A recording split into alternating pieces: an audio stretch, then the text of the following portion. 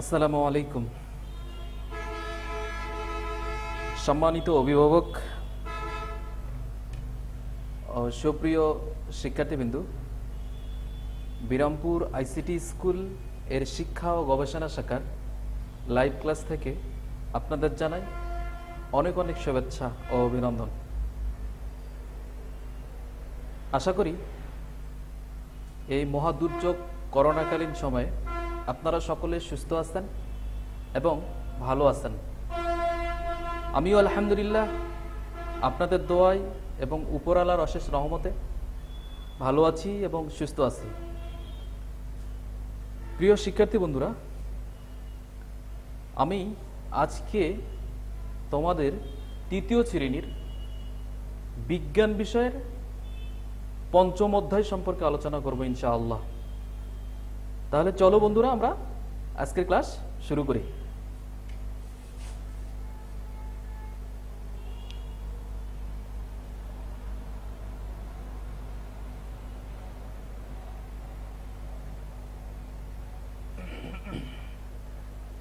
প্রিয় শিক্ষার্থী বন্ধুরা, যে আজকে পঞ্চম অধ্যায়, এই তোমাদের পঞ্চম অধ্যায় অর্থাৎ তৃতীয় শ্রেণী, দেখো যে তৃতীয় শ্রেণীর পঞ্চম অধ্যায় গুরুত্বপূর্ণ অধ্যায়। অধ্যায়টা হচ্ছে নাম হচ্ছে মাটি। এই মাটি সম্পর্কে আজকে আলোচনা করব প্রিয় শিক্ষার্থী বন্ধুরা। আর তোমাদের শুরুতেই একটু বলে নেই যে তোমাদের যে সাহিত্য বইটা আছে বিজ্ঞান, তোমরা সাহিত্য বইটা নিয়ে তোমরা যারা লাইভ ক্লাস দেখতেছো অর্থাৎ যারা দেখতেছো অবশ্যই তোমাদের সাহিত্য বইটা সামনে রেখে ক্লাসটা দেখো, কারণ তাহলে তোমাদের বোঝার সুবিধা হবে প্রিয় শিক্ষার্থী বন্ধুরা। তাহলে তোমরা সহজে বুঝতে পারবে আর কি। অতএব তোমরা একটু বইটা নিয়ে বসে পড়ো প্রিয় শিক্ষার্থী বন্ধুরা। তাহলে মাটি, আজকে তৃতীয় অধ্যায় পঞ্চম অধ্যায়ের মাটি সম্পর্কে আলোচনা করব তোমাদের প্রিয় শিক্ষার্থী বন্ধুরা। তাহলে দেখতে পাচ্ছ যে মাটি, যে আমরা মাটিটা কি, আমরা মাটির উপরে বাস করি। আর আমরা কি মাটির উপরে বাস করি? আমরা যত ধরনের প্রাণী আছে, ম্যাক্সিমাম প্রাণী, বিশেষ করে আমাদের হিউম্যান বডি বলো, গরু ছাগল যেটাকে বলো না কেন, আদার্স হয় যে প্রাণীগুলো আছে, ম্যাক্সিমাম প্রাণী আমরা মাটির উপরে বাস করি। উদ্ভিদ মাটিতে জন্মায়। আর উদ্ভিদটা কোথায় জন্মায়? মাটিতে জন্মায় প্রিয় শিক্ষার্থীরা। হাঁস, মুরগি, গরু, ছাগল এগুলো মাটির উপরে বসবাস করে। আর হাঁস মুরগি থেকে শুরু করে, গরু ছাগল থেকে শুরু করে আদার্স হয় যে প্রাণীগুলো আছে, এগুলো কি করে? যে মাটির উপরে এরা বসবাস করে। মাটি হচ্ছে পৃথিবীর উপরিভাগের নরম আবরণ। প্রিয় শিক্ষার্থী বন্ধুরা, তোমাদের কোশ্চেন আসতে পারে যে মাটি কি? মাটি হচ্ছে পৃথিবীর উপরিভাগের নরম আবরণ। যে মাটির উপাদান, এই মাটির উপাদান করতে গেলে দেখো একটা ব্যবহারিক, এটাকে তোমাকে প্র্যাকটিক্যাল হিসেবে ধরে নিতে পারো যে মাটি দিয়ে তৈরি, মাটি কি দ্বারা তৈরি।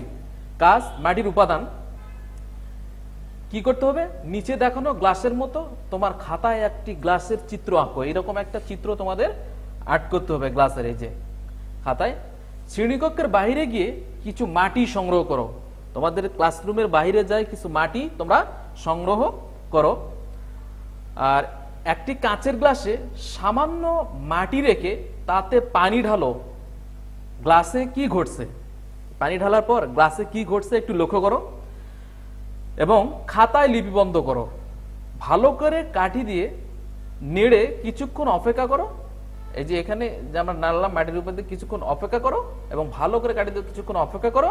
গ্লাসের ভিতর কি হচ্ছে তা লক্ষ্য করো। এই গ্লাসটার ভিতরে কি হচ্ছে তা লক্ষ্য করো এবং তুমি যা দেখতে পেলে সেগুলো খাতায় লিখতে হবে প্রিয় শিক্ষার্থী বন্ধুরা। এগুলো ব্যবহারিক। এ থেকে আমরা দেখো কি বলতেছে,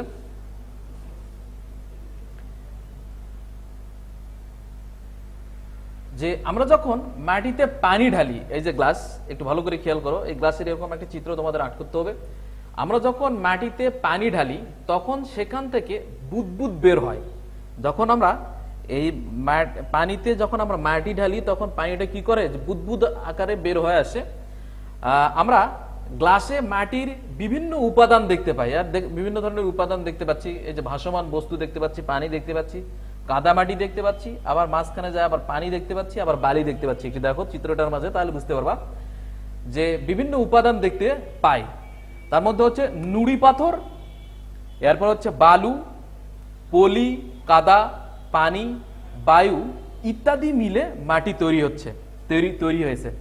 যে নুড়ি পাথর, বালু, পলি, কাদা পানি, বায়ু ইত্যাদি নিয়ে মাটি তৈরি হয়েছে। এছাড়াও উদ্ভিদ ও প্রাণীর মৃতদেহের পচা অংশ মাটিতে থাকে। আর উদ্ভিদ এবং প্রাণীদের যে পচা অংশগুলো থাকে সেগুলো আমরা কি করি, এগুলো মাটির মাঝে রাখি।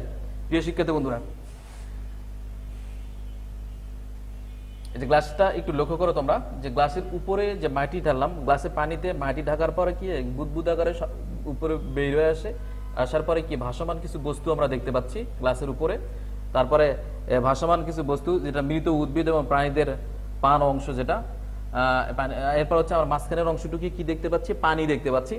এরপরে হচ্ছে কর্দমাক্ত কাদামাটি, তারপরে পানির নিচের অংশটুকু আমরা একটু কাদামাটি দেখতে পাচ্ছি।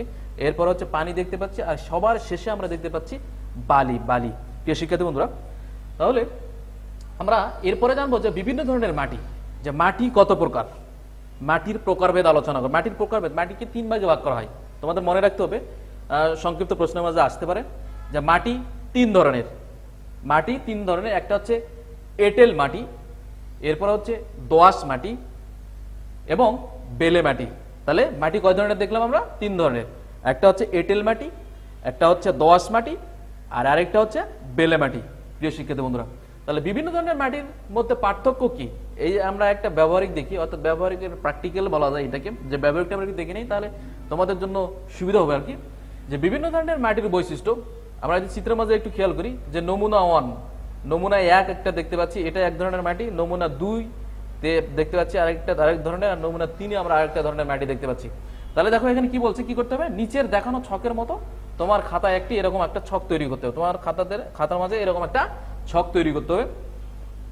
খাতা একটি ছক আঁকো, একটি খবরের কাগজ বিছিয়ে তার উপর 3 ধরনের মাটি রাখো। তারপরে ছকটা তৈরি করার পর খবর, অর্থাৎ পেপার যেটাকে বলানো হয়, এই পেপার রাখে এখানে 3 ধরনের মাটি তোমরা রাখে দিবা। 3 ধরনের মাটি রাখো। 3 রকমের মাটি পর্যবেক্ষণ করে বৈশিষ্ট্যগুলো ছকে লেখো। যে 3 ধরনের মাটি পর্যবেক্ষণ করলেন, 3 রকমের।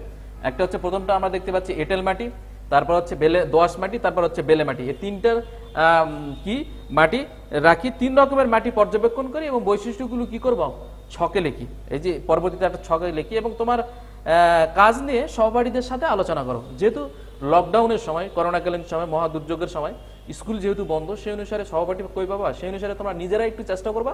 যদি একান্তই 2-1টা কোশ্চিন তোমাদের সমস্যা হয়ে থাকে, সেক্ষেত্রে তোমাদের বাবা মার একটু হেল্প নিতে পারো। বাবা মা অথবা বড় ভাই অথবা বড় বোনের হেল্প নিতে পারো। প্রিয় শিক্ষার্থী বন্ধুরা, এরপর দেখো যে এইরকম একটা ছক তৈরি করতে হবে তোমাদের।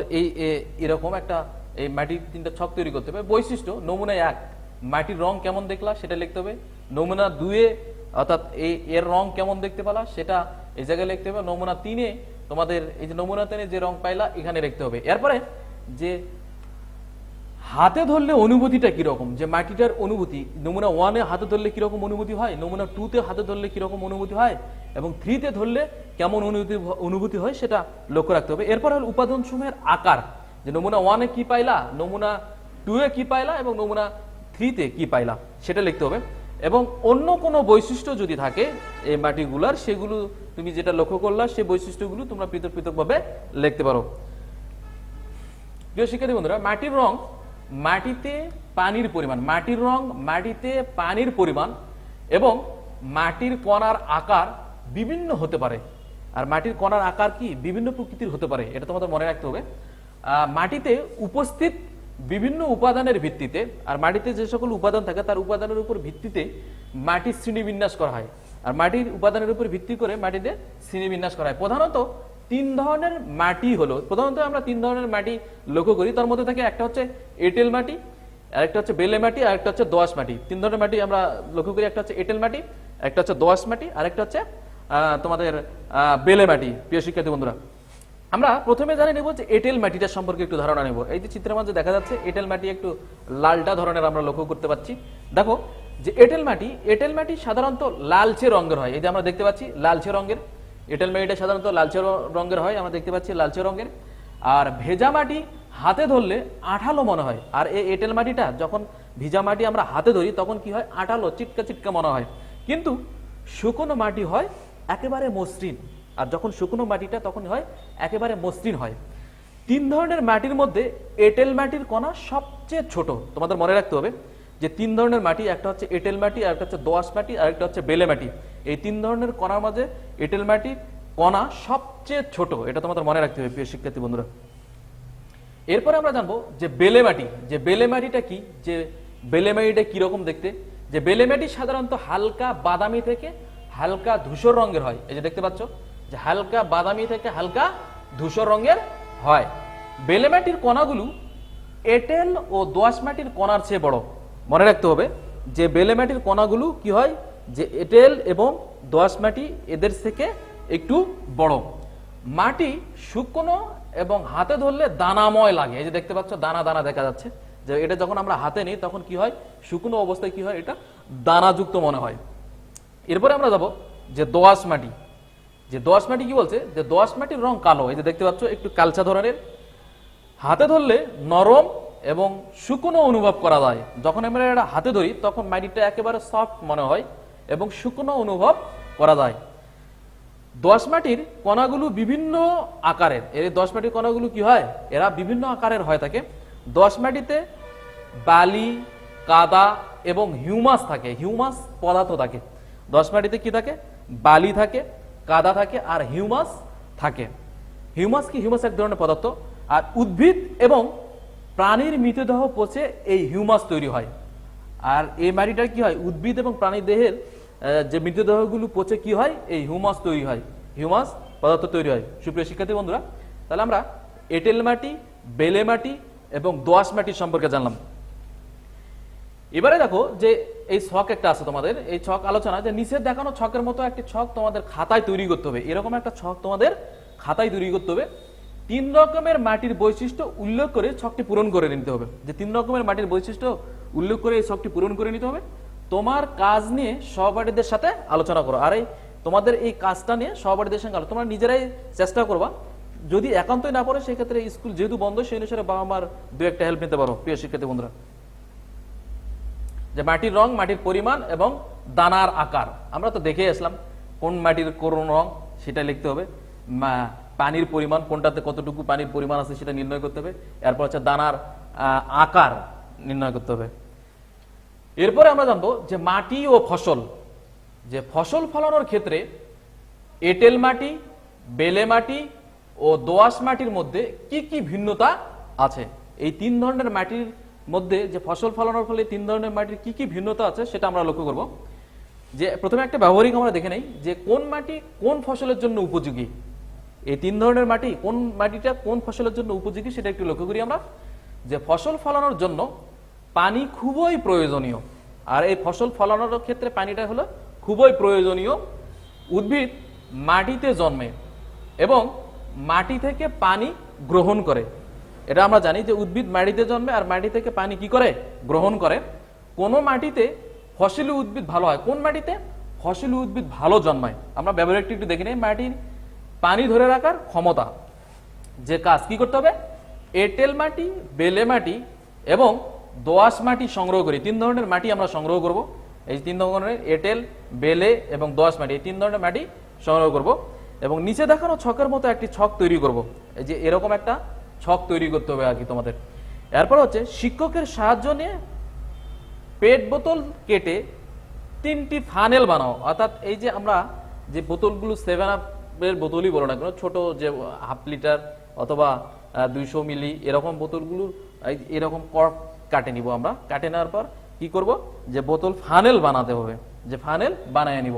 এরপরে দেখো যে ডানে দেখানো চিত্রের মতো একই পরিমাণ 3 রকমের মাটি 3টি ফানেলে রাখো এবং জগ থেকে একই পরিমাণে পানি 3টি ফানেলে ধীরে ধীরে ঢালো। এই যে দেখো এই 3টি ফানেলে উপর থেকে ধীরে ধীরে ঢালো। কোন ফানেলের পানি তাড়াতাড়ি পড়ছে, কোন পাত্রে পানি বেশি পরিমাণে জমা হয়েছে তা লক্ষ্য করো। এখানে তোমাদের কোন পাত্রে বেশি তাড়াতাড়ি পড়তেছে এবং কোন পাত্রে পানি কতটুকু জমা পড়তেছে সেটা লক্ষ্য করতে হবে। এরপরে তুমি যা দেখেছ তা ছকে লিপিবদ্ধ করো। ওই ছকের মাঝে লিপিবদ্ধ করতে হবে। তোমার কাজ নিয়ে সহপাঠীদের সাথে আলোচনা করো প্রিয় শিক্ষার্থী বন্ধুরা। এই তো এরপরে এই যে লিখতে হবে তোমাদের যে কত তাড়াতাড়ি পানি পাত্রে পড়ছে সেটা এই জায়গায় উল্লেখ করতে হবে। এঁটেল মাটি, বেলে মাটি, দোআঁশ মাটির জায়গায় পাত্রে জমা পানির পরিমাণ এটা তোমাদের উল্লেখ করতে হবে প্রিয় শিক্ষার্থী বন্ধুরা।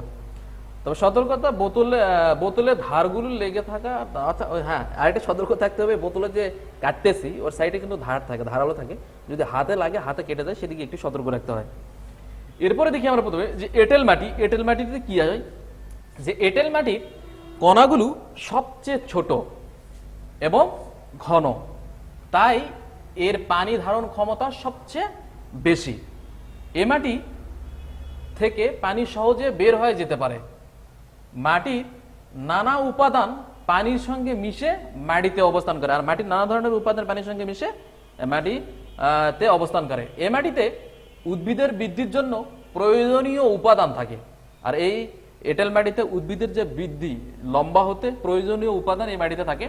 এঁটেল মাটিতে সিম এবং কাঁঠাল ভালো জন্মে। এই যে আমরা দেখতে পাচ্ছি সিম এঁটেল মাটিতে ভালো জন্মে, আর কাঁঠাল, কাঁঠাল হচ্ছে সপুষ্পক উদ্ভিদ অর্থাৎ কাষ্ঠল উদ্ভিদ, এটা ভালো জন্মে সুপ্রিয় শিক্ষার্থী বন্ধুরা। এরপর আমরা জানবো যে বেলে মাটি। যে বেলে মাটির কণাগুলো 3 রকমের মাটির মধ্যে সবচেয়ে বড়। মনে রাখতে হবে যে বেলে মাটির কণাগুলো যে 3 ধরনের মাটি আছে, এই 3 ধরনের মাটির মধ্যে সবচেয়ে বড়। কণার ফাঁক দিয়ে পানি খুব তাড়াতাড়ি নিচে চলে যায়, আর কণাগুলোর ফাঁকতে পানি তাড়াতাড়ি নিচে চলে যায়, আর পানির সঙ্গে মাটির প্রয়োজনীয় উপাদানও বের হয়ে যায়। এ কারণে বেলে মাটিতে সব ফসল ভালো হয় না। আর এই কারণে কি হয় যে পানিতে বেলে মাটিতে সব ধরনের ফসল ভালো হয় না। এই মাটিতে তরমুজ, চীনাবাদাম, তারপর হচ্ছে ফুটি, ক্ষীরা, শশা ইত্যাদি ভালো জন্মে এই বেলে মাটিতে, মানে বালু যুক্ত যেগুলো মানে পলি এলাকায় যেটা এখানে হয় আর কি। আমরা দেখতে পাচ্ছি তরমুজ ভালো জন্মে, চীনাবাদাম ভালো জন্মে, শশা ভালো জন্মে এবং ক্ষীরা এগুলো ভালো জন্মে। এরপর আমরা জানবো যে দোআঁশ মাটি। এই দোআঁশ মাটিতে কোন কোন ফসল ভালো জন্মে সে সম্পর্কে জানবো। দোআঁশ মাটিতে বালু, কাদা এবং হিউমাস মিশে থাকে। এর দোআঁশ মাটিতে বালুও থাকে, কাদাও থাকে এবং হিউমাস যে প্রাণী থেকে যে পচিয়ে যায় যে হিউমাস পদার্থ তৈরি হয়, হিউমাস মিশে থাকে। বালু এবং কাদা থাকার কারণে এই মাটি পানি এবং মাটির অন্যান্য উপাদান ধরে রাখতে পারে। এরা কি করে পানি এবং অন্যান্য উপাদান কি করতে পারে, এরা ধরে রাখতে পারে, কিন্তু পানি জমে থাকে না। ধান আমরা দেখতে পাচ্ছি, ধান, ভুট্টা আমরা দেখতে পাচ্ছি, জব, পাট দেখতে পাচ্ছি আমরা, পাট, আখ ইত্যাদি এই মাটিতে ভালো হয়। বাংলাদেশের বেশিরভাগ এলাকায় দোআঁশ মাটি দিয়ে গঠিত, আর বাংলাদেশের বেশিরভাগ অঞ্চলই হচ্ছে এই দোআঁশ মাটি। সুপ্রিয় শিক্ষার্থী বন্ধুরা, প্রিয় শিক্ষার্থী বন্ধুরা, এই অধ্যায়ের তোমাদের এই 3 ধরনের মাটিটা খুব ভালো করে তোমাদেরকে পড়তে হবে, তাহলে এখান থেকে যে কোনো ধরনের কোশ্চিন আসুক না কেন তোমরা পারবে। সুপ্রিয় শিক্ষার্থী বন্ধুরা, আমরা এবারে একটু দেখবো যে এই অধ্যায়ের শেষে যে কোশ্চিন আছে, তোমাদের বইয়ের শেষে যে কোশ্চিনগুলো আছে, কোশ্চিনগুলো তোমাদের একটু হলেও সলভ করে দেয়, কেননা এই কোশ্চিনগুলো যদি ফলো করে তোমরা পড়ো ইনশাল্লাহ যে কোনো কোশ্চিন আসলে তোমরা পারবা। তাহলে শূন্যস্থান পূরণ করো। মাটি 3 ভাগে ভাগ করা যায়, এঁটেল মাটি, বেলে মাটি এবং ড্যাশ। তাহলে কি হবে এখানে দোআঁশ মাটি 3 ধরনের, একটা হচ্ছে এঁটেল মাটি, আরেকটা হচ্ছে বেলে মাটি, আরেকটা হচ্ছে দোআঁশ মাটি। সেই অনুসারে এখানে দোআঁশ মাটি হবে। যে মাটির কণা সবচেয়ে বড়, যে মাটির কণা সবচেয়ে বড় তাকে কি বলা হয় এটা তোমাদের মনে রাখতে হবে। সেটা হচ্ছে বেলে মাটি। যে মাটির কণা সবচেয়ে বড় তা হলো বেলে মাটি প্রিয় শিক্ষার্থী বন্ধুরা। এরপর হচ্ছে যে মাটিতে বালু, কাদা ও হিউমাস থাকে তাকে বলা হয় দোআঁশ মাটি। বালুও থাকে, কাদাও থাকে এবং হিউমাস যে প্রাণীর মৃতদেহ পচে যায় যে হিউমাস পদার্থ তৈরি হয় সেটাও থাকে, তাকে বলা হয় দোআঁশ মাটি। তাহলে আমরা শূন্যস্থান পূরণ জানলাম। এরপরে দেখবো আমরা সঠিক উত্তরের পাশে টিক চিহ্ন, যে সিম, সঠিক উত্তরের পাশে টিক চিহ্ন, সিম এবং কাঁঠাল কোন মাটিতে ভালো জন্মে? বেলে মাটি, দোআঁশ মাটি, এঁটেল মাটি না লোনা মাটি? অবশ্যই অবশ্যই আমরা পড়ে আসলাম এঁটেল মাটিতে ভালো জন্মে, যে সিম এবং কাঁঠাল এঁটেল মাটিতে ভালো জন্মে। এরপর হচ্ছে তরমুজ ও চীনাবাদাম কোন মাটিতে ভালো জন্মায়? তাহলে তরমুজ ও চীনাবাদাম কোন মাটিতে ভালো জন্মায়? একটা হচ্ছে লোনা মাটিতে, আরেকটা হচ্ছে বেলে মাটিতে, এটা হচ্ছে এঁটেল মাটিতে না দোআঁশ মাটিতে? অবশ্যই অবশ্যই বেলে মাটিতে। আমরা দেখে আসলাম যে যে বেলে মাটিতে তরমুজ এবং চীনাবাদাম ভালো জন্মায়। সুপ্রিয় শিক্ষার্থী বন্ধুরা, সঠিক উত্তরের পাশে টিক চিহ্ন তোমাদের পরীক্ষায় আসে, সেই অনুসারে এই ক্যাটাগরি আসে। আরেকটা হচ্ছে যে নিচের প্রশ্নগুলো উত্তর দাও, যে সংক্ষিপ্ত প্রশ্ন উত্তরগুলা, যে দোআঁশ মাটিতে ফসল ভালো জন্মায় কেন। এরপর হচ্ছে বেলে মাটির বৈশিষ্ট্যগুলো কি, যে বেলে মাটির বৈশিষ্ট্য কি সেটা তোমাদের উল্লেখ করতে হবে। মানে 1 নম্বর কোশ্চেনটাও তোমাদের জন্য খুব ভেরি ভেরি ইম্পর্টেন্ট, এই কোশ্চেনটাও, যে দোআঁশ মাটিতে ফসল ভালো জন্মায় কেন। এরপর হচ্ছে বেলে মাটির বৈশিষ্ট্যগুলো লেখো, বৈশিষ্ট্যগুলো কি। 3 নম্বর, দোআঁশ মাটি এবং এঁটেল মাটির মধ্যে 2টি পার্থক্য লেখো। এই দোআঁশ মাটি এবং এঁটেল মাটির মাঝে 2টি পার্থক্য তোমাদের লিখতে হবে প্রিয় শিক্ষার্থী বন্ধুরা।